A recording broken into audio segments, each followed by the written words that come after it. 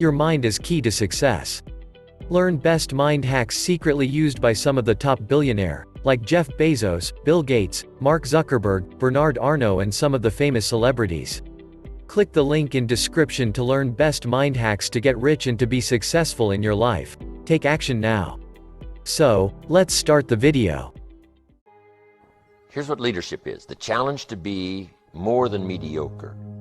The challenge to step up to a new level, a new dimension. And here's what this new dimension has: opportunity and responsibility.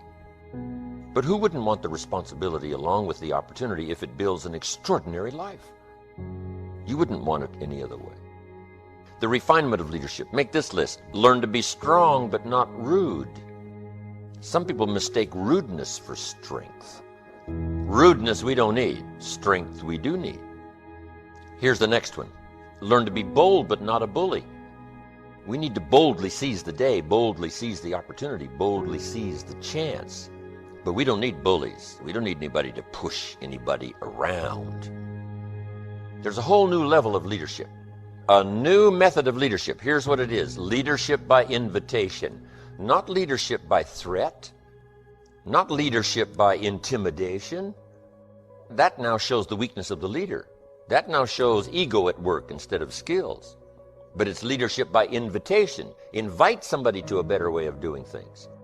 Here's what else it's called. Leadership by inspiration. Inspiring somebody to make the necessary changes to move up or to get the job done. As leaders we inspire. As leaders we entice. As leaders we invite. Invite, entice, inspire. Not threaten. New kind of leadership. Be bold but not a bully. Next. Be kind but not weak. Some people mistake weakness for kindness. And it's a great mistake. Kindness isn't weak. Kindness is a certain unusual strength. But don't say, I must be weak in order to be kind. The answer is no. Sometimes you have to be unusually strong to be kind. Somebody coined the expression, tough love. Love that really tells the truth and levels, sometimes with a broken heart, but whatever has to be said, has to be said. Kind but not weak. Here's another one that's excellent. Be thoughtful but not lazy. We need to give thought, but we also need to take action. You need to dream without just being a dreamer. Head in the clouds, yes, dreaming, lofty dreams, but feet on the ground. Here's 2 or 3 more. These are excellent. Be humble but not timid. Some people mistake timidity for humility. Humility is a virtue. Timidity is an illness. It can be cured, it can be managed. And if you are timid, you got to work on it. I'm telling you, it's a weakness. It's not a virtue. But you must turn your timidity into strength and keep working on it and keep working on it until finally you have driven it into such a small corner that it does not devastate your life anymore. But humility is a virtue.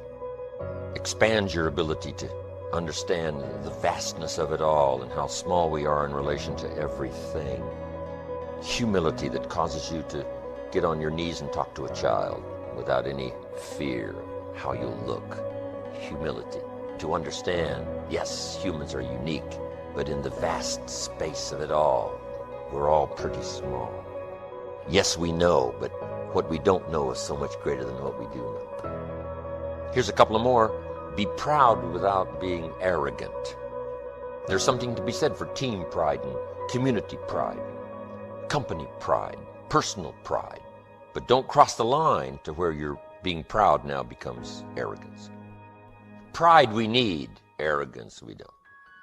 Arrogance is usually the childish attempt to make up for lack of self-worth.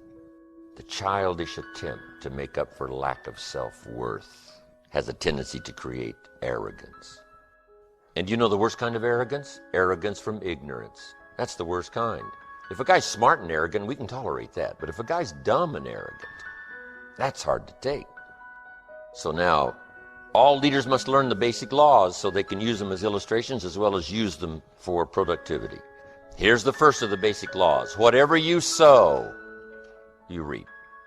Now here's another way to put it on the positive side. In order to reap, you must sow. Reaping is reserved for those who sow, who plant. To deserve the harvest, you must plant. the seed. Take care of it in the summer. Carefully harvest it and then do wise things with the harvest. Now, here's the rest of the law of sowing and reaping. If you sow good, you reap good. If you sow bad, you reap bad. You can't sow bad and hope for good. You can't plant weeds and hope for flowers. It works both positive and negative. Now, here's something else about the law of sowing and reaping. You don't reap what you sow. You reap much more than what you sow. Now, here's what's important to understand on that. It works both positive and negative. The old prophet said, if you sow to the wind, you don't reap a wind. You reap a whirlwind. You got to be careful sowing to the wind. It doesn't come back as a wind. It comes back as a whirlwind. That's on the negative side. But now it also works on the positive side. If you plant a cup of corn, how much do you get back? A cup? No, a bushel for the cup. You get back much more than what you plant. That's the reason for planting, for the increase. Positive, negative. Now here's the next key to the law of sowing and reaping. Sometimes it doesn't work at all. The farmer plants the crop in the spring, takes care of it all summer, is an honorable man, loves his family, is a decent citizen. But the day before he sends the combines into the field, a hailstorm comes along and beats his crop into the ground, and it's gone, it's lost. So this time it didn't work. So now what must the farmer do? He's got to decide whether to do it again or not. Should we take another chance in the next spring?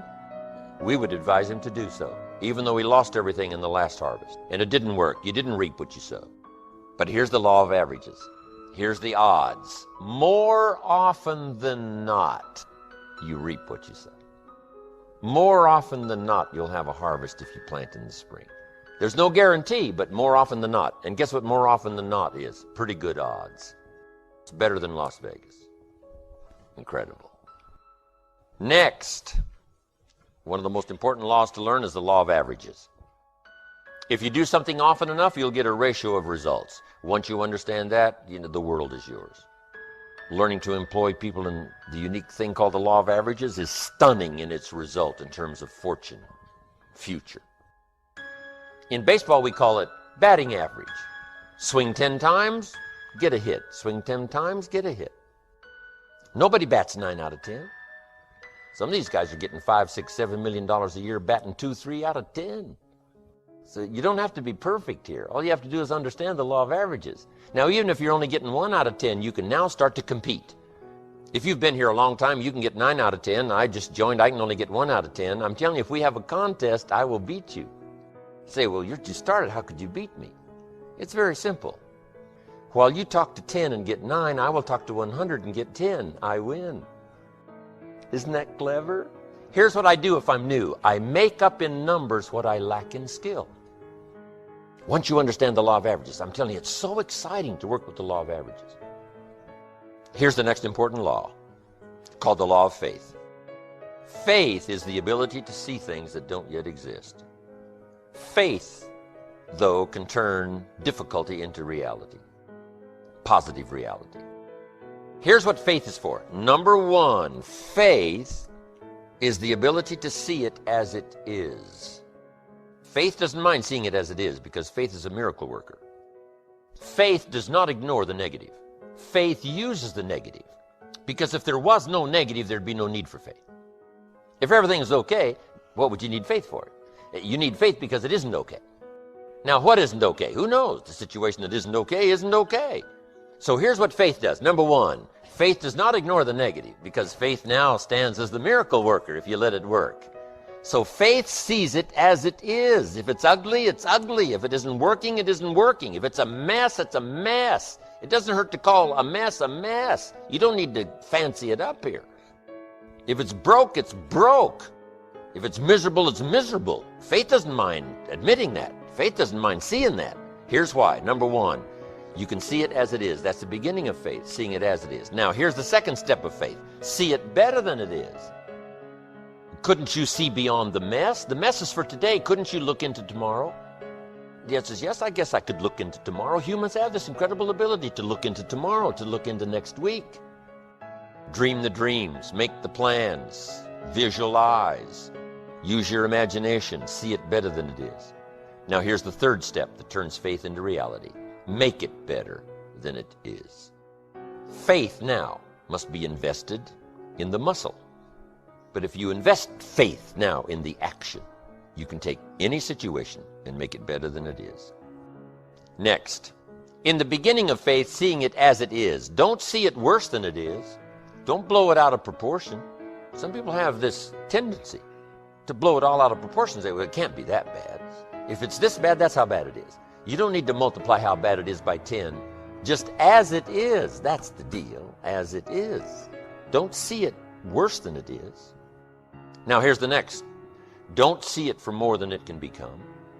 There's a thin line between faith and folly. Yes, it's possible to see yourself as a millionaire, but not overnight. Somebody says, well, yes, I can see that. Don't see it for more than it can become in a reasonable period of time. Yes, if it dropped out of the sky overnight, but that's not likely. But it's still possible to be a millionaire. It's still possible to be rich and wealthy, given a certain amount of time working with the law of averages and all the rest of the stuff we've talked about today. So don't see it for more than it can become so that you move into folly instead of faith. Plenty is possible without being foolish. Now here's the next one. Give yourself a chance to understand that it could be far more in the future than what you can first see.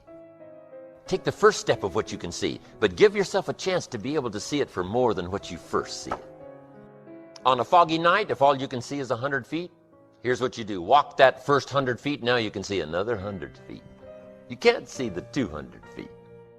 But if you can see 100 feet, you walk the first 100 feet, now you can see another 100 feet. So I'm asking you to take the early steps of faith. Whatever you can see it possible to become, start believing that. Have faith for that. And I'm telling you, as that starts to exercise, you'll be able to see it for more and for more and for more. The possibilities will start to increase in your own imagination. Now make these notes. In leadership working with people, make these notes. Learn to work with the people who deserve it, not the people who need it. Because life operates by deserve. Teaching people how to deserve it, it starts to accelerate self-esteem. You can't believe what a high the beginning of new self-esteem is. If a person hasn't had it for years and years and they've been beat down by their own philosophy and they've been beat down by everybody else, if you start them on the early steps that starts this process of self-esteem, the early self-esteem is even more valuable than the fortune because it comes at a necessary time. Leading people step by step into self-esteem, and self-esteem leads to action, action leads to progress, progress leads to fortune. What else do you want? Here's what I found. You cannot change people, but they can change themselves. The best you can do is inspire and hope, teach and hope. That's the best you can do. You can't get in there and change, but you can do your best to deliver the message that can create change if someone will accept it, if someone will do something about it. Take the early baby steps to get started. Next, all leaders must teach the fact that there is both good and evil. Here's the challenge for all of us, to become the most of the good in us and the least of the bad. The most of the good and the least of the bad, because that resides in all of us. But we must remember there is both good and evil. Remember the story about the frog and the scorpion? The frog and the scorpion appear on the bank of the river at the same time. The frog's about to jump in, swim to the other side. Scorpion sees what's about to happen, engages the frog in conversation, and says, Mr. Frog, I'm a scorpion and I can't swim. Would you be so kind to let me hop on your back? You swim across the river, just deposit me on the other side. I'd be grateful. Frog looks at the scorpion and says, no way. Scorpions sting frogs and kill them.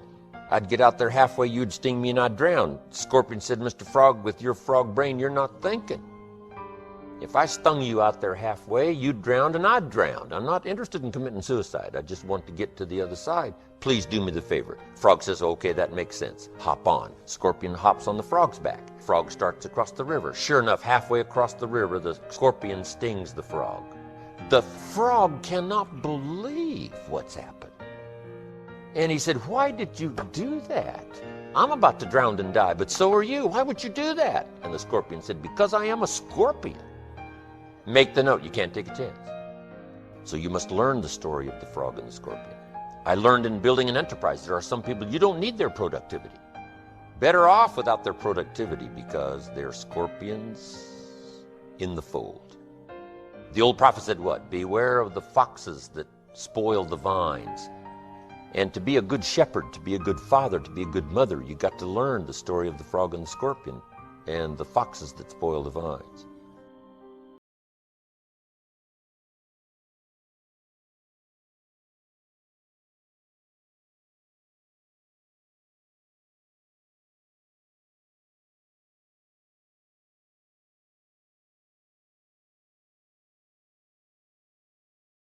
you.